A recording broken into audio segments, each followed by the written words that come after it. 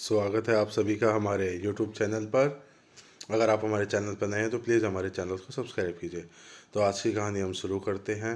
अरे बिटिया, बता दियो मायके में कब आना है। सोम्या की शादी को 5 महीने ही हुए थे। पहले मैं जब भी उसे फ़ोन पर बात करती तो वह चहकती रहती थी। उसको तो जाते ही ससुराल में मन लग गया था, पर कुछ दिनों से उसके स्वभाव में काफ़ी फ़र्क आ गया था। अब जब भी फ़ोन करती तो सभी सासू की, कभी ननद की, कभी देवर की बुराई करती थी। मेरे समझ में नहीं आ रहा था कि एकदम से ऐसा क्या हो गया।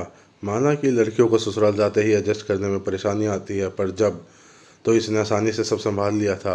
अब इतने महीनों बाद मुझे कुछ भी समझ नहीं आ रहा था। सोच सोच कर मेरा दिमाग घूमने लगा था कि कुछ गलत फैसला ना ले ले। इतना अच्छा परिवार मिला है। एक दिन मैं काफ़ी देर से सोबिया को फ़ोन मिला रही थी, पर फ़ोन बिजी आ रहा था, तो चलो सोचा कि इसी बहाने समदन जी से बात कर लेती हूँ। तो मैंने उनको फ़ोन मिलाया तो वह बोली, अरे बहन जी कैसी हो आप। तो मैंने कहा ठीक हूँ। काफ़ी देर से सोम्या को फ़ोन मिला रही थी पर बिज़ी आ रहा था, तो सोचा चलो आज आपसे ही बात कर लेती हूँ। तो उसकी सासू माँ कहती है हाँ, वह उसकी बहन रजनी का फ़ोन आया हुआ था। तो मैंने कहा अच्छा जी, आज रजनी का फ़ोन आया हुआ है सोम्या के पास। तो उसकी सासू माँ बोली नहीं, आज नहीं, दोनों बहनों की बात तो दिन में कई कई बार होती रहती है।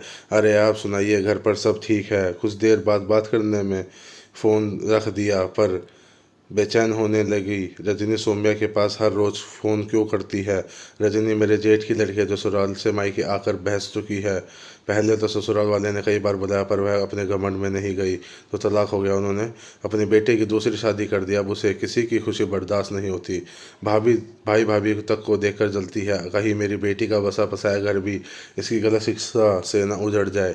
कुछ देर बाद सौम्या का फ़ोन आता है, मम्मी आपने फ़ोन मिलाया था। तो मैंने कहा हाँ बेटा, मिलाया तो था, पर तुम्हारा फ़ोन बिज़ी आ रहा था, तो मैंने सोचा दामाद जी से बात कर रही होगी।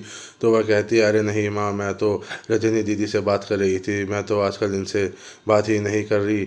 तो मैंने पूछा क्यों, क्या हो गया। तो कहती है कुछ नहीं, मैंने सब्जी सुबह सब्जी बनाई थी, थोड़ा सा नमक तेज़ हो गया। पहले तो मैं सारी बोल देती थी, पर रजनी दीदी ने कहा ज़्यादा झुकने की ज़रूरत नहीं है। तो मैंने पूछा कि तुम्हारी कब बात हुई रजनी दीदी से। तो कहती है माँ होती रहती है, लास्ट 2 महीने से तो हर रोज़ दिन में कई बार हो जाती है। भगवान भला करे दीदी का, नहीं तो इन लोगों ने तो मुझे अपनी मीठी मीठी बातों में फंसा ही लिया था। पहले मैं आलू के पराठे बनाती तो 2 की जगह 3 खा जाते। कहे बहुत स्वादिष्ट बनाती हो। उस दिन मैंने दीदी को बताया तो बोली सोबिया तुम तो बहुत भोली हो, यह तो उनके तुमसे काम करवाने का तरीका है। आगे से मसाला कभी कम तो कभी ज़्यादा कर दिया करो, नहीं तो हर रोज़ खाने की डिमांड करते आ ही रहेगी। सच में दीदी तो इतना पता है सारी बातों का। सच मम्मी मुझे बड़ी अच्छी शिक्षा देती हैं। मुझे बहुत गुस्सा आया, इंसान पूरे दिन बाहर काम करके आए और पेट भर कर खाना भी नसीब ना हो। पर मैंने उसे कुछ नहीं कहा, सोचा पहले पता तो कर लूँ कि क्या क्या जहर उगला है उसने मेरी बेटी की गृहस्थी में। तो मैंने कहा हाँ यह बात तो है, रजनी होशियार तो बहुत है, तो मेरी बड़ी बहन जो है। और क्या क्या समझाया उसने तुझे। तो बोली अब से जब तेरी सास आवाज़ दे तो इग्नोर कर दिया कर। पता है एक दिन तो सासू माँ का पैर फिसल गया, वह चिल्लाती रही, मैंने तो सही में इग्नोर कर दिया। मैंने ऊपर ऐसे चिल्लाई जैसे मैंने कि सासू माँ को धक्का दिया हो। फिर मेरी सासू माँ बोली नहीं बेटा, उन्हें सुना नहीं होगा, इस बेचारे को क्या पता मैं गिर गई हूँ, बड़ी चालाक है। दीदी ने बताया था कि इनकी चालाकियों कभी समझ नहीं पाती। और दीदी बोली जीजा जी से भी दूर रहा कर, तभी तेरी कदर करेंगे।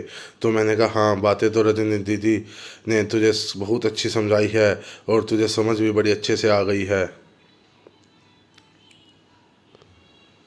अच्छा अभी काम कर, अपने एक बड़े से सूटकेस में अपना ज़रूरी सामान भरकर रख ले।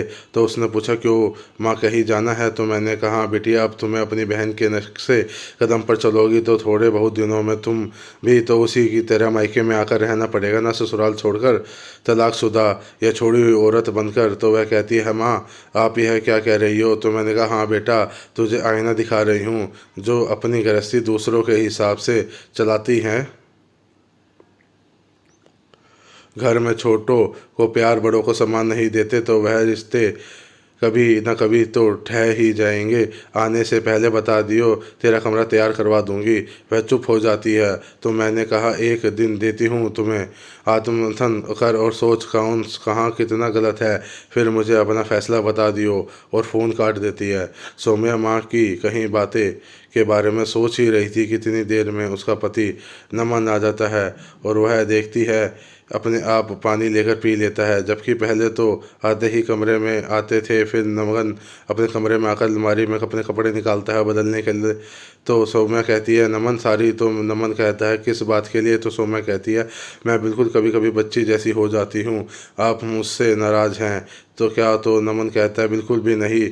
तो फिर सौम्या पूछती है कि फिर आपने मुझसे पानी क्यों नहीं मांगा? तो नमन कहता है, अरे बहुत प्यास लगी थी और मैं समझता हूँ तुम अपना घर छोड़कर आई हो, नई जगह है, नए लोग के बीच में थोड़ा समय तो लगता है पगली, तुम भी पता नहीं क्या क्या सोच लेती हो। तो सौम्या उसके गले लग जाती है और वह कहते हैं, अभी नहीं, रात को। तो सौम्या धत कहती हुई रसोई में चाय बनाने चली जाती है और रात के खाने की तैयारी करने लगती है। सुबह नमन सोकर उठता है तो सारे घर में खुशबू फैली हुई होती है और वह भाग रसोई में जाता है और कहता है, अरे वाह, आज तो आलू के पराठे बने हैं। तो सौम्या कहती है, हाँ। तो नमन कहता है, मैं तो आज पेट भर कर खाऊंगा और टिफ़िन में भी आलू के पराठे ही लेकर जाऊंगा। सारा परिवार आग पराठे खाते हुए सौम्या की खूब तारीफ़ करता है। इतनी देर में रजनी का फ़ोन आता है तो वह कॉल उठाकर कहती है, दीदी अभी नाश्ता कर रही हूँ, थोड़ी देर में मिलाती हूँ कहकर कॉल कट कर देती है। फिर उसका नंबर भी ब्लॉक कर देती है। दोपहर को अपनी माँ के पास फ़ोन करके कहती है, तो माँ कहती है, हाँ तो बिटिया कब आ रही है मायके वापस? तो सौम्या कहती है, कभी नहीं माँ, ठहरने के लिए ज़रूर आऊँगी, मिलने के लिए भी आऊँगी, पर वापस कभी नहीं आऊँगी। तो माँ कहती है, जीती रहे मेरी बच्ची, तुमने सही समय पर अपनी गृहस्थी संभाल ली, सदा खुश रहे। और फ़ोन रखते हुए एक तसल्ली होती है कि सब ठीक हो गया है। आप सभी का धन्यवाद हमारी वीडियो को देखने के लिए, और प्लीज़ हमारे चैनल को सब्सक्राइब कीजिए और नई कहानी सुनने के लिए हमसे जुड़े रहिए।